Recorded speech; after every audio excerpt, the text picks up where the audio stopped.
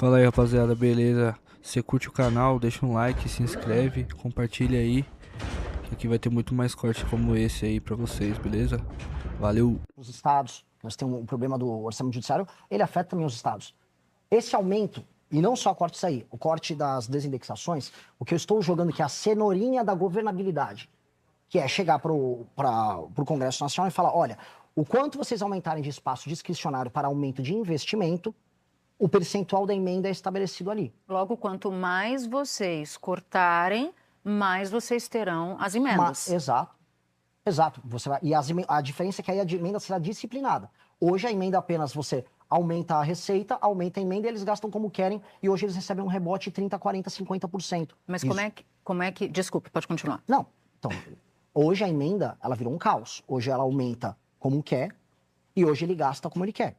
Nós vamos ter que disciplinar o funcionamento das emendas. Até o Flávio Dino, venho citando, até pessoas que têm linhas... O senhor falou isso ontem também, eu vi. Linhas políticas diferentes da minha concordam com isso. A forma como a emenda é conduzida não está sendo funcional e bom para o Brasil.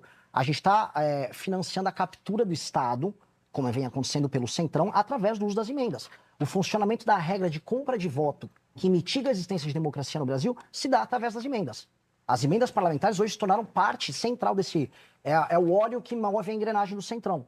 A emenda, o que eu estou colocando, ela tem que ser utilizada como um instrumento bom de governabilidade e ela se encaixa naquilo que eu te falei da lei de responsabilidade gerencial. A emenda, eu não vou conseguir fazer ela desaparecer. Pelo menos no primeiro mandato meu. Não tenho essa pretensão. Não tenho esse tamanho. O problema brasileiro é gigantesco. Como eu disse para vocês, o Brasil vai eleger pelo menos 300 parlamentares, no mínimo complicados, para colocar um português mais tranquilo. O que eu vou precisar fazer é a emenda, ela se adequar à lei de responsabilidade gerencial e ela se adequar a políticas públicas dentro daquelas metas que eu havia comentado, que vai desde segurança, educação, obras de saneamento, combate ao crime contra a mulher, por isso que eu te falei da lei de responsabilidade gerencial. Essas políticas, as emendas, elas vão ser disciplinadas para atender estes temas junto aos municípios. O prefeito que entrega os bons indicadores se qualifica para receber mais emendas. O prefeito que não se qualifica, ele recebe menos emenda. Esse é o critério. E aí a emenda aumenta ou diminui de acordo com o espaço discricionário. E aí você consegue ter um regime fiscal mais funcional e gerar governabilidade. Por isso que eu acho que isso aí é um instrumento virtuoso para o uso das emendas. Deixa eu falar um pouco do vice do senhor, Haroldo Medina. Eu já vi o senhor falando várias vezes, o senhor reconhece, admite que houve uma tentativa de golpe de Estado no 8 de janeiro, eu já ouvi o senhor falando isso algumas vezes, mas o Haroldo Medina, o senhor também sabe, visitou acampamentos em frente aos quartéis, apoiou ali os golpistas. Como é que o senhor... Qual é o recado que o senhor dá, tendo um vice desse, na chapa do senhor, na defesa da democracia? É o melhor recado possível, porque ele se arrependeu. É um homem que se arrependeu, que o 8 de janeiro, inclusive, ele... Ele acha que foi um golpe de Estado hoje? Ele condenou, ele acha que é um golpe de Estado. Ele se arrependeu de ter ido nos quartéis? Ele foi no quartel antes de ter sido o atentado, o dia 8. Ele foi antes. Ele era um bolsonarista. Ele foi uma pessoa que era bolsonarista, entendeu que estava errado, fez seu meia-culpa, e o que eu acho que é belo nessa história toda é abrir a porta para uma geração... Mas quando que ele entendeu? O senhor pode detalhar pra gente? O 8 de janeiro ele já condenou, tem vídeo dele condenando o 8 de janeiro. Agora, a virada dele, que foi a transformação de um homem que acreditava, em grande parte, na ideia de que o Bolsonaro foi vítima de uma armação do TSE, para alguém que falou, olha, o caminho não é esse, é uma porta aberta para outras pessoas da geração dele, especialmente pessoas 60 a mais, que acreditavam naqueles sites de notícias esquisitas, canais de YouTube que defendiam que a urna tinha sido fraudada. Ele é a porta de saída para essas pessoas. E eu acho importante, porque tem pessoas que foram levadas a crer, que eu volto a colocar aqui, que a urna não funcionou durante as eleições, que você teve interferência chinesa, todas aquelas... Teorias da conspiração. E o Haroldo, ele foi uma pessoa que fez a transição de alguém que estava nesse torpor para alguém que viu, eu estava errado. E esse reconhecimento, ele arrasta. É importante, porque essas pessoas existem na nossa democracia. Uma pessoa que votou, que acreditou nisso, não é um criminoso. Então, sim, é importante que ele exista, é importante que ele esteja na minha chapa. Inclusive porque existe a gente citou o elemento feminino, agora o principal elemento e o principal desafio meu para crescimento é o elemento geracional. As pessoas, eu tenho que chegar nas gerações mais velhas. E a porta de saída deles é justamente um elemento como o Haroldo. Candidato, a gente vai dar uma olhada em mais um vídeo e em seguida a gente segue a nossa conversa. Estou no estrito cumprimento do meu dever como presidente da República e para passar o estado de defesa eu preciso do Congresso. Eu pedi, o Congresso aprovou dia 5 de janeiro de 2027. Se vier uma decisão do STF, não é que eu só não vou cumprir. eu não vou cumprir. Eu vou apenas com as forças policiais, se precisar de auxílio das Forças Armadas, vou fazer o meu estrito cumprimento do meu dever constitucional. E aí eu pergunto, candidato, é o senhor quem vai decidir o que é ilegal ou não ilegal a partir do Supremo? Como é que o senhor avalia hoje essa declaração? O senhor mantém? Mantenho, e está certíssimo.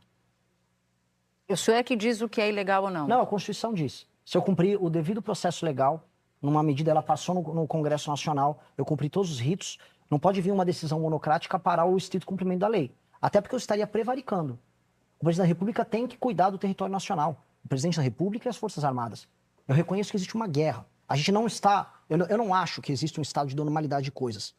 No Brasil não está vivendo uma normalidade. Se eu sair andando aqui no Rio de Janeiro, no meio da rua, e eu andar 2, 3 quilômetros, já eu vou cruzar com uma favela, eu vou cruzar com uma área que eu não posso andar. Vou cruzar com uma área que se uma pessoa pedir um Uber, ela vai tomar porrada. Vou passar numa área controlada pelo crime.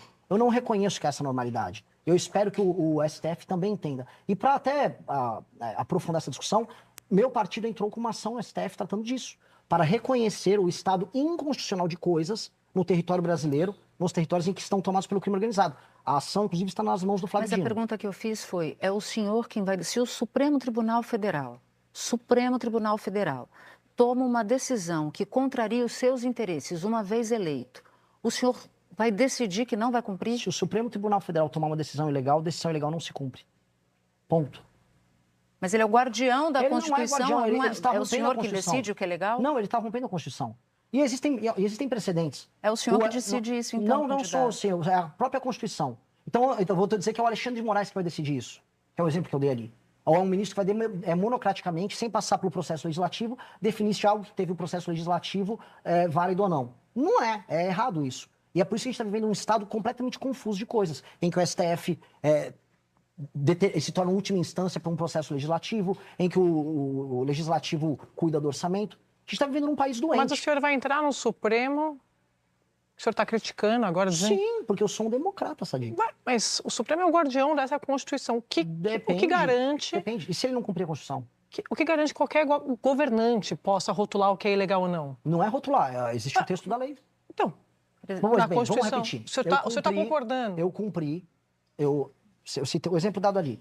Entro, olha, decreto o estado de defesa para resolver aquela situação. Igual o Michel Temer faz, faça a mesma coisa, GLO do Temer aqui no Rio. Passa pelo processo legislativo completo. Aí vem uma DPE, alguém entra lá no STF, a rede de sustentabilidade entra. Ai, não pode por não sei o quê. Aí vem uma decisão monocrática. Eu não vou cumprir uma decisão monocrática. Candidato, não vou cumprir. É que um democrata, mesmo discordando da decisão da justiça, ele cumpre a decisão e recorre. Não cumprir uma decisão da justiça é papel de um democrata ou é um ato de um democrata? Não, porque não é um ato... Estou confusa aqui. Não, porque não é um ato democrático você passar por cima do devido processo. Há, nesse instante, no Brasil, um estado inconstitucional de coisas quando o STF fica passando o tempo todo sobre a atribuição de outros poderes. E cabe ao presidente da República também não aceitar isso. E eu vou falar, teve precedente. Houve uma decisão tomada em 2016 por parte do STF, decisão monocrática contra o Renan Calheiros, que à época que ele seria afastado, o Renan Calheiros não cumpriu a decisão e o STF reviu. E foi um golpe de Estado, não foi? A questão toda é, quando você está invadindo as prerrogativas essenciais de um determinado poder, aquele poder pode sim surgir, não de maneira golpista, mas não acatando uma decisão que em si é ilegal. Lógico que eu vou discutir junto ao STF. Eu não vou cumprir imediatamente uma decisão que é ilegal. Eu não vou cumprir. É errado isso. Eu tenho que cumprir meu papel de presidente. Se eu virar presidente da República, eu estou botando a minha vida em risco, enfrentando o crime organizado, minha vida é devassada, eu tenho que vir aqui fazer sabatina com vocês, ser exposto. Eu não vou ser destruído para ser um boneco lá. Eu serei um presidente, não um boneco. E assim, minhas qualificações democráticas estão aí desde sempre. Quando eu organizei as primeiras manifestações pelo impeachment da Dilma, surgiu a turma lá da intervenção militar. Eu entrei na justiça e proibi eles de comparecerem às minhas manifestações. Nunca quis andar com essa turma. Tenho asco da turma que é da golpe de Estado. E acho que as violações contra a democracia acontecem não só do Bolsonaro. Acontece com o Lula comprando voto no Congresso com mensalão, acontece no Petrolão, acontece de muitas maneiras. Quando um político do Centrão compra voto na base. A democracia brasileira, hoje, ela é meramente nominal em muitos termos. Ela precisa ser respeitada e o exemplo tem que se dar da parte de todos os poderes, inclusive do presidente da República. E esse é um recado para todo mundo. Eu vou respeitar a tudo, mas eu vou exigir respeito. Eu não vou lá ser um boneco. Vamos falar do Código Unificado de Imprensa, que está no plano de governo do senhor. O senhor propõe esse código para, aspas, disciplinar o setor. O que isso difere daquela tentativa no primeiro governo Lula de controlar a imprensa? Você pode detalhar para a gente? Eu posso detalhar, inclusive, em termos históricos nossos. A primeira manifestação nossa aconteceu quando atacaram a revista Veja. Nós sempre fomos a favor da imprensa livre e sempre seremos muito a favor da imprensa livre. O que a gente está tratando aqui, eu até tratei ontem na entrevista... Porque o PT tentou fazer no governo Lula só para... e não somos nem um pouco favoráveis a nada daquilo que eles fizeram. Aqui é um ataque direto à imprensa. E como isso difere do que o PT tentou fazer? Vou dar um exemplo que está acontecendo agora que não tem nada a ver com o que o PT fez. Nesse instante, e eu estou falando muito de uso de emendas, infiltração do Centrão, quebra da institucionalidade. Hoje, páginas de fofoca espalhadas pelo Brasil que se passam por veículos de imprensa, e esse é o exemplo mais grave, que muitas vezes tem audiência maior do que a da própria Globo News. Essas páginas de fofoca recebem dinheiro público e estão recebendo dinheiro que vão desde emenda até contratos que estão na rubrica de publicidade, contratados por agência, se passando por veículos de imprensa, estão criando não apenas notícias falsas, mas influenciando o debate público ao redor do Brasil e ninguém sabe. Alguém sabe que aquilo não é um veículo de imprensa? Alguém sabe que, sei lá, o Bacabal News, uma página de fofoca local, que é apenas um cara fazendo fofoca, recebe eventualmente R$20 mil por mês de um prefeito? E que aquilo não tem transparência? Aconteceu isso com a famosa agência Mind, agora durante o governo Lula. Esse tipo de coisa, imprensa é imprensa. Imprensa tem checagem, imprensa tem redação. Um site que se passa por imprensa, não. E receber dinheiro público na casa dos muitos milhões, como está acontecendo no Brasil... Mas esse código não pode ser usado contra o jornalismo sério? Não, porque nunca houve em todo o nosso histórico como movimento político e com o nosso partido, nenhum tipo de objeção com relação a isso. Mas aí vamos supor que o senhor não faça o controle nem censura da imprensa uma vez eleito. Em algum momento o senhor vai sair da presidência da República se o senhor for eleito. Quando o senhor faz uma lei e cria um código de imprensa, o senhor basicamente está dando uma licença para qualquer governante, inclusive o senhor próprio, mudar de ideia e resolver censurar. Porque, no fim das contas, quem está dizendo se o jornalista é sério ou não é o presidente da República. Não é sobre isso. Não porque não é um decreto de presidente da República, não porque é uma discussão que tem que ter no parlamento, e eu acho que boa parte do jornalismo é favorável a isso. Na verdade, isso aqui me veio como reclamação de jornalistas ao redor do Brasil. Quando você roda o interior do Brasil, o jornalista sério, ele está quebrando e a página de fofoca comprada pelo prefeito está bombando. Então você está deixando de ter cobrança sobre políticos, porque não existe nas pequenas e médias cidades praticamente nenhum veículo jornalístico. O senhor já ouviu as entidades de representação do jornalismo brasileiro? O senhor já conversou com esses representantes para saber a posição do jornalismo profissional em relação a isso? Não estive em nenhuma reunião com a Abrage, que precisa vir a público todas as vezes para atacar a gente, não por motivos verdadeiros, mas eventualmente um apoio a um outro site aqui ou ali. Eu não fiz isso. E não preciso fazer isso para detectar que há um problema no Brasil. Até porque se eles tivessem detectado esse problema antes, eles estariam tratando. E às vezes eles estão muito mais preocupados com problemas setoriais dele do que um problema nacional que envolve a democracia brasileira. Não haver imprensa e haver um monte de lacaio com página de Instagram comprada, recebendo dezenas de milhões de dinheiro público, isso é um ataque à democracia. E o fato dessas associações não estarem se preocupando com isso, me preocupa. De verdade. Isso aqui eu estou falando de assim como a compra de voto, porque falar novamente em democracia nos interiores do Brasil é falar disso em termos meramente nominais, é como se fosse um teatro, é como falar da imprensa local. A compra de voto e a página comprada. Alguém está ligando para isso? Alguém fez um manifesto sobre isso? Eu gostaria de ter visto, porque eu apoiaria ser o primeiro a subscrever. Agora, ninguém está tratando desse problema que é gigantesco. Gigantesco. Um dos maiores problemas da democracia brasileira. Páginas de fofoca comprado por político com dinheiro público, com dinheiro de emenda, virou regra no Brasil. E não é que é 1000 páginas, são dezenas de milhares de páginas. Cada cidade que você vai tem umas 20, 30. Ninguém está... Se essas associações se preocuparem com isso, me chamam agora, se reúnem comigo, subscrevam.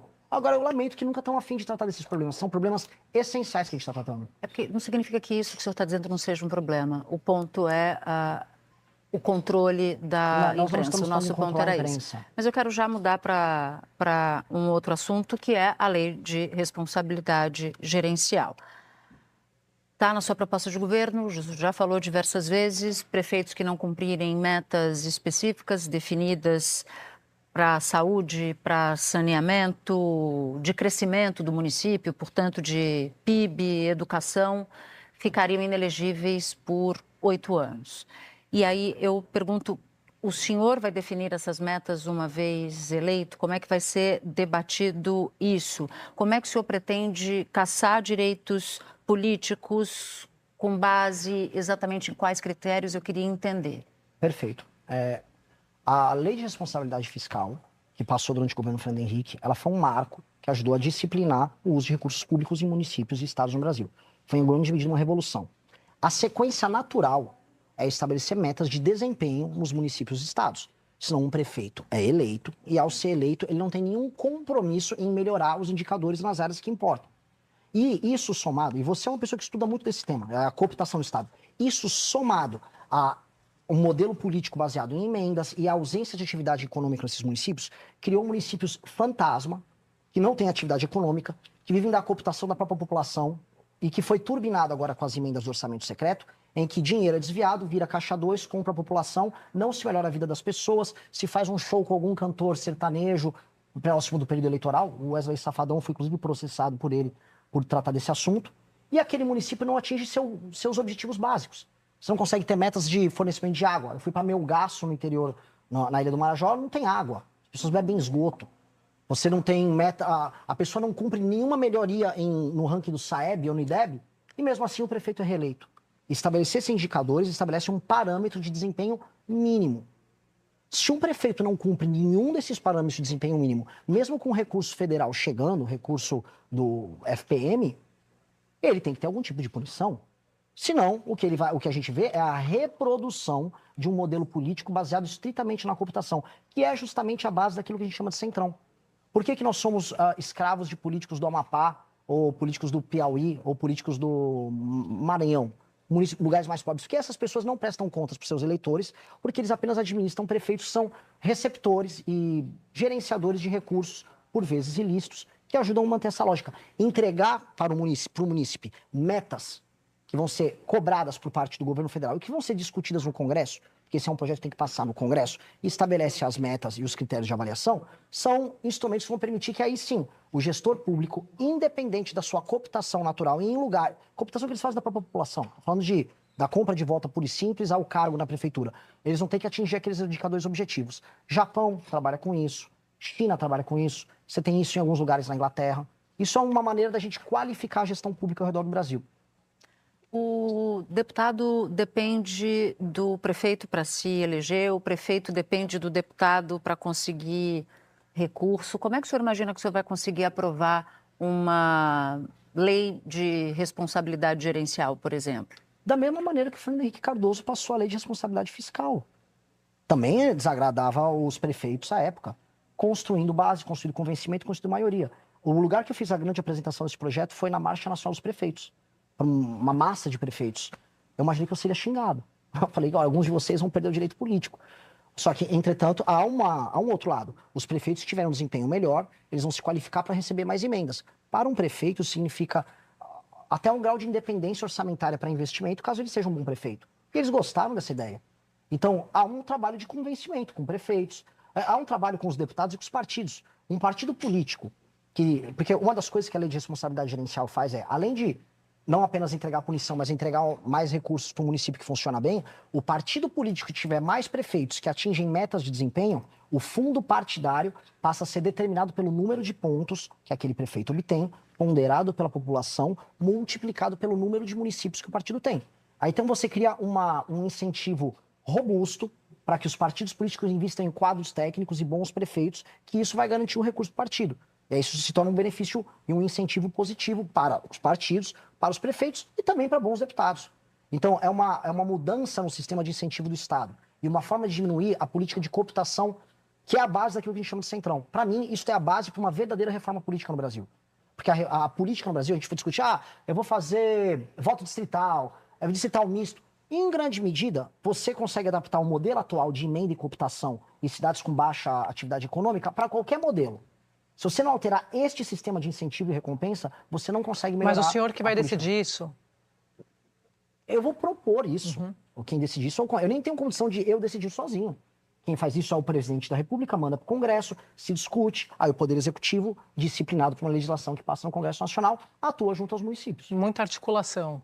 Mas precisa, mas não... Com o Centrão, com a Com emenda. todo mundo tem. Eu não nego isso. Eu passei o impeachment da Dilma fazendo articulação. Eu nunca vendi a mãe para fazer o que eu acredito. Eu nunca entreguei meus valores. Só que eu negocio. Eu tô lá para ser um negociador e uma pessoa que vai convencer. Convencer todo mundo. Eu vou ter que vir aqui na imprensa. Quando eu quiser passar todos esses projetos difíceis, eu vou ter que vir aqui no programa de vocês E explicar. como vai convencer aqui da fusão dos municípios também? Que o senhor fala disso?